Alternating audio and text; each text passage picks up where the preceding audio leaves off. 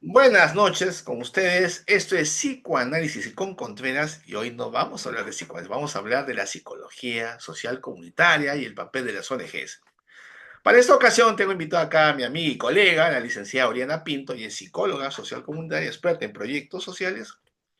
Ella es licenciada en psicología por la Universidad Arturo Michelena de Valencia, Venezuela, y tiene hoy el gusto de conversar con nosotros. ¿Qué tal, Oriana? Bienvenida, ¿cómo estás? Un gusto, Juan Carlos. Encantada de estar aquí en estos espacios y sumando, brindando información. Creo que es oportuno en todo momento. Oriana, vamos al punto. Se habla ahora, a razón de las cuestiones mediáticas, del papel de las ONGs que lucran, no debían lucrar, que hay un gasto excesivo en el tema de consultorías, en gastos administrativos y que la plata no llega a quien debería llegar. ¿Eso es cierto? ¿Se está haciendo una generalización? ¿Cuál es tu apreciación, ya que tú estás en la zona de acción? No lo ves de fuera. Tú participas y trabajas ya hace muchos años en proyectos sociales. Claramente, hablando de promover información, pues creo que es un punto importante ahorita porque se han generalizado muchas ideas sobre todo esto que estamos discutiendo en este momento de a dónde van los fondos, qué hace realmente una ONG y sí, tanto dinero que existe, pero ¿a dónde cae que no me caen a mi bolsillo, ¿no? Esas son las cosas que se oyen a menudo en el colectivo, ¿no? Pero principalmente que es una ONG, es una organización no gubernamental que su fin es no lucrarse, ¿no? Son sin fines de lucro que trabajan en diversas áreas, sobre todo en la parte social. Sí, proyectos sociales como derechos humanos, medio ambiente, Así es. salud, educación, ¿sí? Y todos los temas en tendencia que tengan que ver, bueno, también con salud mental, entre otras cosas. Sin embargo, pues bueno, últimamente han sido muy criticadas al respecto de a dónde van estos fondos, qué es, a dónde va y de dónde proviene este financiamiento, ¿no? Se entiende que esto viene de lo que se llama cooperaciones internacionales. ¿Cierto? Que es todo este conjunto de acciones y acuerdos entre países, ¿no? Que lo que hacen es promover estos proyectos y acuerdos sociales a los que se necesitan, ¿no? Y lo que sea considerado como una problemática social que nos afecta a todos, como por ejemplo problemas de guerras, ¿sí? Migraciones, refugiados, entre otras cosas. Entonces, todos estos fondos se destinan a un bien que se considere, ok, de acuerdo a sus intereses y los intereses de cada país, ¿no? Entonces, y bueno, últimamente en Latinoamérica hemos encontrado el tema Mm, de lo que es migración, ¿cierto? Actualmente está el tema de las guerras en así Ucrania, es. ¿sí? Oriana, Por parte permíteme, de, permíteme te aterrizar escucho. y ser, digamos, el que pone las cosas un poco en concreto. Por ejemplo, en mi experiencia, yo trabajo en una ONG que se llama Acción y Desarrollo. De las cosas que se pueden contar, obviamente, recibimos auditorías, un control, es un concurso que se trabaja en consorcio con la Iglesia Católica, con otras ONGs. O sea, hay un marco de control muy riguroso. 5 o 10% del fondo total solo se puede, por regla y por norma, destinar a gastos administrativos. 15% aproximadamente. No soy un experto en la planificación de proyectos, pero lo que conozco. Cada año nos visitan. Entonces, hay un control. No es tan cierto que te dan el dinero y tú, muy bien, gracias, y presentas un documento o fotitos como era antes. Y la cooperación ahora es más rigurosa, más exigente. Lo que la gente no sabe a veces es que para formar, por ejemplo, una ONG tiene que tener tiempo de antigüedad, proyectos ya aprobados antes. O sea, como tienes que tener un historial. Y algunos te sugieren trabajar en consorcio, o sea, con otras instituciones, no puedes ir sola. Entonces, todos son mecanismos que permiten la mayor transparencia y el manejo, digamos, coherente y correcto de los fondos. Y en tu caso, Oriane, en los proyectos que tú has participado, ¿hay algo de eso? Sí, claramente. Se entiende que todo esto, de este revuelo actual que existen con el destino de los fondos y a dónde va todo esto, detrás de eso hay una falta en la transparencia, ¿no? En lo que ha generado dudas con respecto a dónde se van esos fondos, pero también viene estas ideas colectivas de lo que se viene generando, ¿no? Estas discusiones, es más por la falta de información y para eso también estamos, ¿no? Para brindar realmente qué es, qué hace, qué no se hace, porque no es vinieron tanta plata a los fondos y se van a destinar. ¿Cuánto quedarán en el bolsillo de cada persona? Un sol, un dólar a cada persona. No es así. Entonces, claro que en la información está el poder para poder discutir al respecto. Y claro que en los proyectos en los que he participado, por mi parte, he estado unos 4 años, 4 o 5 años aproximadamente, con la ONG Unión Venezolana en Perú, que es una de las pioneras a nivel de trabajos sociales, sobre todo con migrantes, porque son migrantes refugiados y de acogida en el Perú, que es donde resido. Y claro, los controles que se realizan, el monitoreo que es parte de el cómo se tiene que gestionar un proyecto. Empieza desde un estudio de caso, luego viene entonces la programación, la planificación y todo esto conlleva acciones de monitoreo para poder darle gestión y resultados a los proyectos. Si eso no existe, no se pueden financiar proyectos. ¿Cierto? Se necesitan de resultados para poder tenerlos y así es que se van aprobando. Los Así proyectos es. no se aprueban a cualquier persona, ¿no? Entonces, a personas que den muestra de que esto se está cumpliendo. Entonces, claro que hay que tenerlos y en mi parte también los he tenido. El otro tema que también se ha creado una generalización es el uso ideológico. Claro, cuando son proyectos de salud, proyectos de agricultura, de ayuda humanitaria, pues ¿dónde está lo ideológico ahí? Pero ya cuando los temas son controversiales, gracias a Dios no es mi caso, pero no sé, habrá amigas, compañeras de otras instituciones donde sí tienen temas más polémicos, por dar un ejemplo, no digo que sea el único, el LGTB. Entonces ahí la cosa se complica un poco, porque en la actualidad, como todo el mundo está informado, Trump ha puesto pues reglas muy estrictas, ya USAID prácticamente está, no sé si desactivado o vías de función, y muchas agencias que pertenecen al gobierno americano han reducido al mínimo, casi inexistente, los fondos que van destinados, no solo a Latinoamérica, al mundo. Y la cooperación que queda a la mano es la europea y de las fundaciones privadas. Entonces, el terreno no se ve muy prospectivo para las personas que quieren trabajar transparentemente, de forma correcta, en la ayuda social, porque la cooperación se ha reducido. Más este tema de asociar ONG con temas ideológicos como si fuera algo genérico en todas, me parece pues es un abuso, ¿no? Habría que separar, distinguir, discernir claramente quiénes y quiénes no están con temas, digamos, polémicos, ¿no? ¿Tú qué piensas al respecto, Oriana? ¿Cuál sería tu apreciación? Claro. Claro, con respecto a temas ideológicos, geopolíticos, pues hay una línea muy delgada, ¿cierto? Ujú. Se pueden prestar a interpretaciones y creo que la política siempre va a estar de la mano de todo esto. Al final se financian proyectos o se financian ideas, ¿cierto? Creo Así que eso es es. una buena discusión al respecto, pero también va de la mano en, bueno, cómo se promuevan esas ideas, quiénes las promuevan, los resultados que se tengan. Creo que es una postura muy, repito, es una línea muy delgada que divide eso porque al final se necesitan líderes que promuevan ideas también y esos líderes llevan de la mano una ideología, una base también al respecto para promoverlos. Entonces, es como a quién le compro, al que me vende algo de la mejor manera o al que me vende el mejor producto, ¿sabes?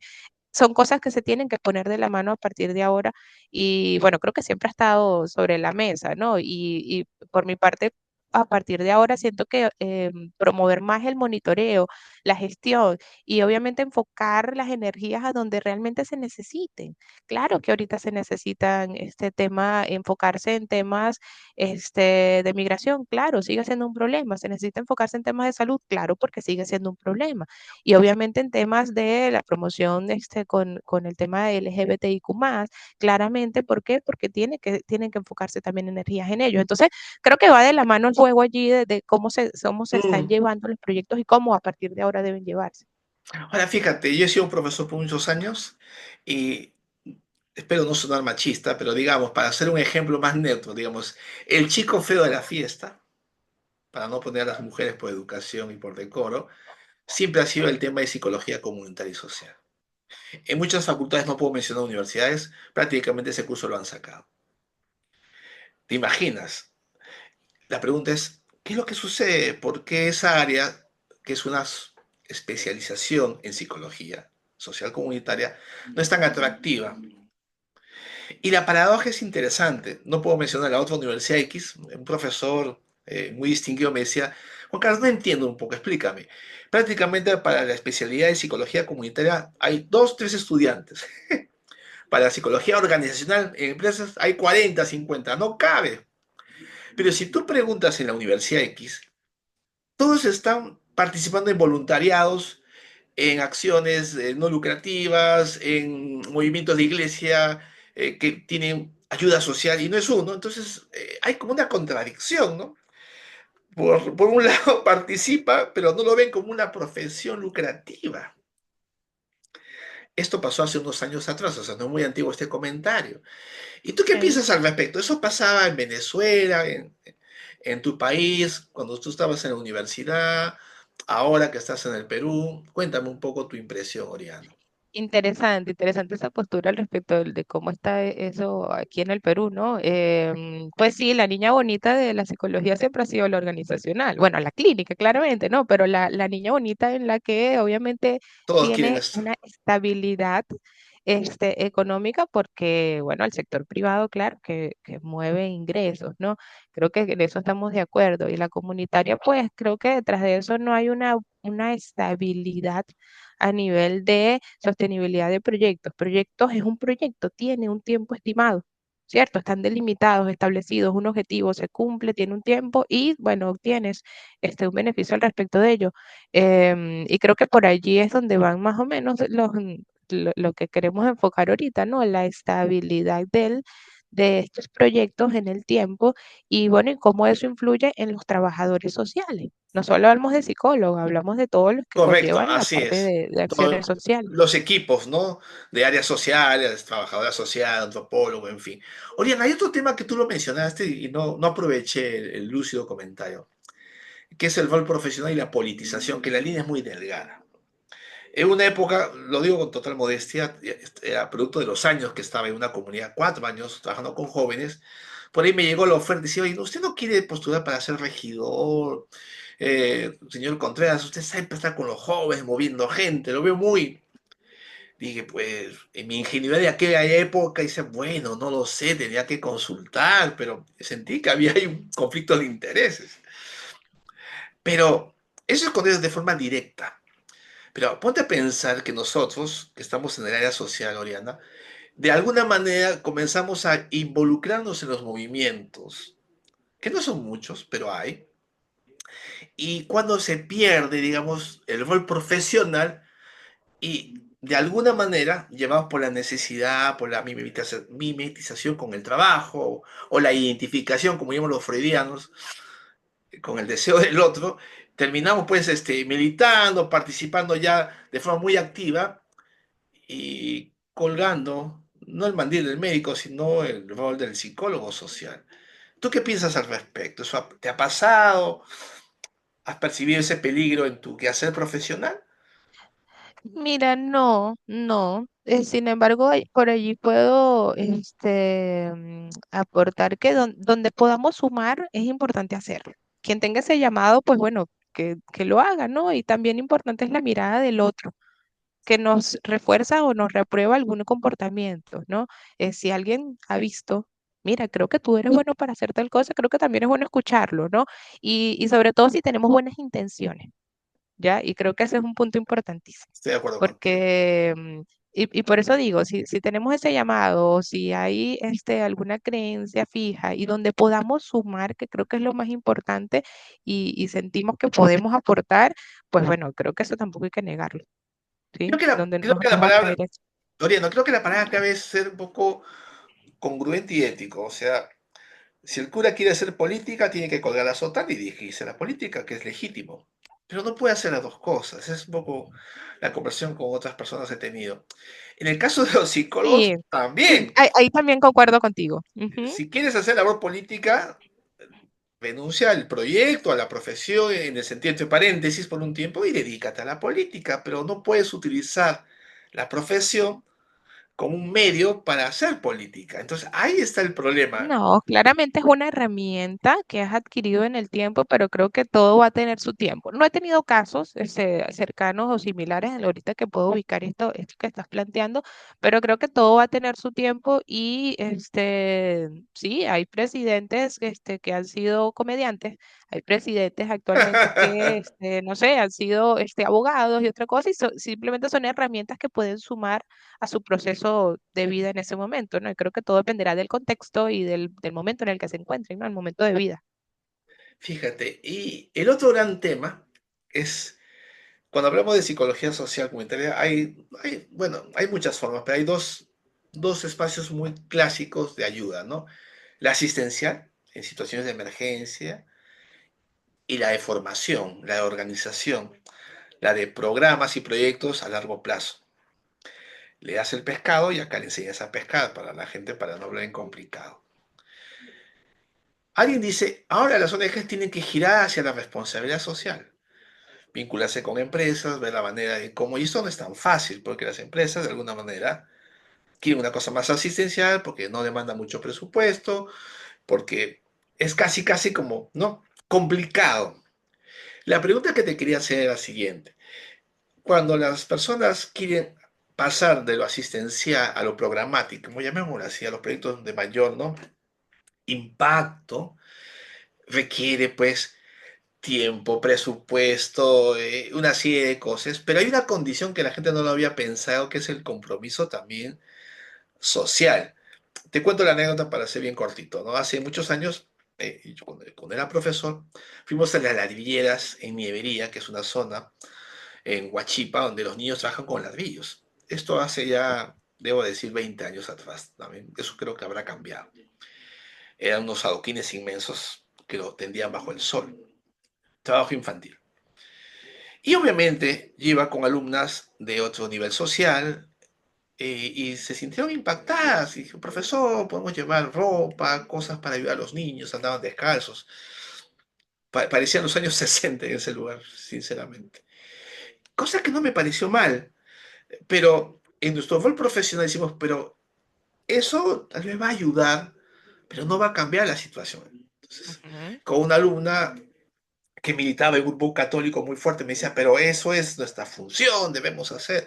Lo otro es político. Lo político quiere decir, ¿por qué no hacemos una charla de prevención contra el abuso, del trabajo, el trabajo infantil? Y vas a ver que los dirigentes se nos vienen encima. Y las ladrilleras no se van a quedar muy tranquilas y me van a declarar miembro no grato de la comunidad. No me van a asesinar, no voy a exagerar, pero probablemente tenga problemas. Y más aún, yo soy profesor de era profesor de una universidad, probablemente me expulsan de la universidad por estar de agitador o de ok, politizando a mis alumnos. O sea, por aquí y por acá termino perdiendo. Ah, ese es el riesgo, ese es el riesgo.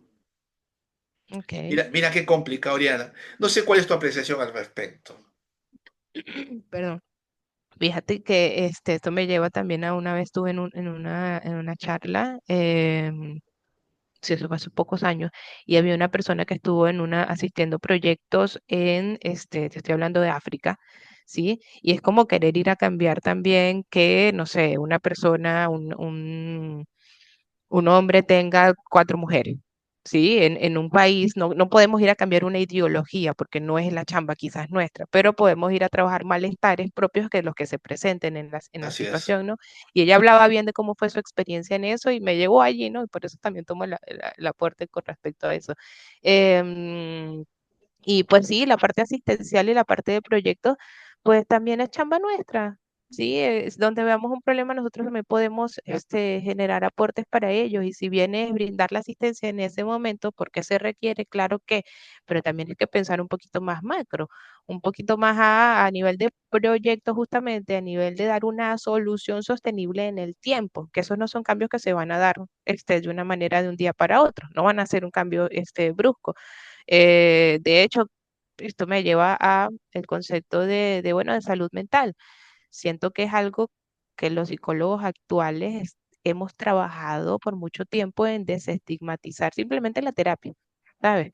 Entonces, Ujú. creo que son cambios que se van a ir viendo Así paulatinamente es. en el tiempo, pero eso se necesita de acciones progresivas, constantes, de monitoreo, de cambiar muchos esquemas que quizás nosotros no veamos los resultados totales ahora, pero que con el tiempo sí los vamos a poder ir viendo. Entonces hay que hablar de sostenibilidad, hay que hablar de sustentabilidad también de las acciones en el tiempo. Y repito, esos son conceptos de vida con los cuales no vamos a poder lidiar de la noche a la mañana ni cambiarlos.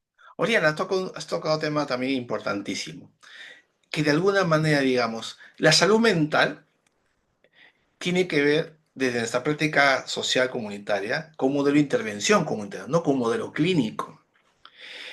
No digo que no tenga un aspecto clínico en la atención, pero ese no es el kit. Tenemos que crear un Ok, sistema comunitario de salud mental. Y ahí viene un poco el entrampe de muchos psicólogos, no de todos, por supuesto, que aún siguen con el enfoque clínico en un contexto comunitario. Y pienso yo que eso todavía está por formularse. Está en la teoría. Lo digo en qué sentido. Por ejemplo, modestamente, ¿no? Estamos trabajando con algunas parroquias en San Juan de Vigancho y lo que queremos hacer es que la gente pastoral también sea un promotor en salud mental, conformar pequeños equipos dentro de las propias parroquias, porque ya te imaginarás que el lugar, el contexto es adverso. Ya deja de ser clínico en el sentido de ayuda individualizada, sino estamos generando un equipo y que trabaje en redes. Entonces, esa mirada lo tiene el social, como ya en la sangre, porque tenemos ese enfoque. Pero algún colega, no voy a generalizar tampoco, que viene del campo más clínico, como que quiere continuar con el modelo en el campo social y se da pues una patinada. Me acuerdo de una experiencia, no puedo mencionar la institución, trabajaban con migrantes de Ayacucho que habían estado en zonas en la periferia y eran de mi enfoque, eran psicoanalistas y hacían terapias de grupo, que no me parecía mal, ok, pero solo a ese nivel se reducía el nivel de trabajo profesional. O sea, no tenía mucho impacto porque había otras áreas de salud mental que no se tocaban. O sea, ok, que se entienda correctamente, no estoy desvirtuando el trabajo clínico, pero es un nivel, digamos, entre comillas, complementario a lo mucho que se tendría que hacer en otros niveles de intervención. No sé cuál es tu apreciación para ir un poco cerrando esta interesante ok. conversación. Mira, sí, claro, que se necesita de la clínica para todos, ¿sí? Ya esa es la base, ¿sí? Dijimos que la niña bonita era la parte organizacional, sí lo es, pero la base de todo y claro que nuestro enfoque inicial va a ser clínico, se necesita ser clínico, ¿sí? Necesitamos de una buena observación, de una buena análisis, de una buena base para poder hacer las diversas intervenciones. Desligar una cosa de otra y cambiar ese foco, creo que lo da la experiencia, lo da también estar sumergido ante las problemáticas que se presentan a nivel social y poder entenderlas no desde adentro, sino verlas un poquito más desde la parte global. Y claro que hay diversas intervenciones que se pueden realizar y desde un modelo ecológico, ¿sí? Familia, casa, comunidad, Ujú. sociedad en general, hay que entenderlo para poder ingresar a la práctica, a una buena práctica a nivel comunitario. Y como lo decíamos hace un rato, es dar pescado o enseñar a pescar. Aquí es más desde el enfoque de necesito enseñar a pescar, necesito empezar a gestionar cambios desde la base, repito, desde un modelo ecológico donde yo empiece primero en la prevención con el niño, la familia, las personas y luego ir escalando un poquito más. Entonces, creo que es entrenar el enfoque, es entrenar la mirada más que todo, sobre todo para el psicólogo que quiere integrarse a estos espacios, para las personas que trabajan en proyectos sociales. Bien, Diana, tenemos que terminar. ¿Cuál sería tus palabras finales y tu consejo, sobre todo a los profesionales en psicología, sobre todo, que quieren involucrarse a pesar del contexto actual en esta linda y hermosa área de experticia profesional? Vale, mira, cómo sintetizar todo esto en una sola, en una sola frase, ¿no? Tienes un minuto.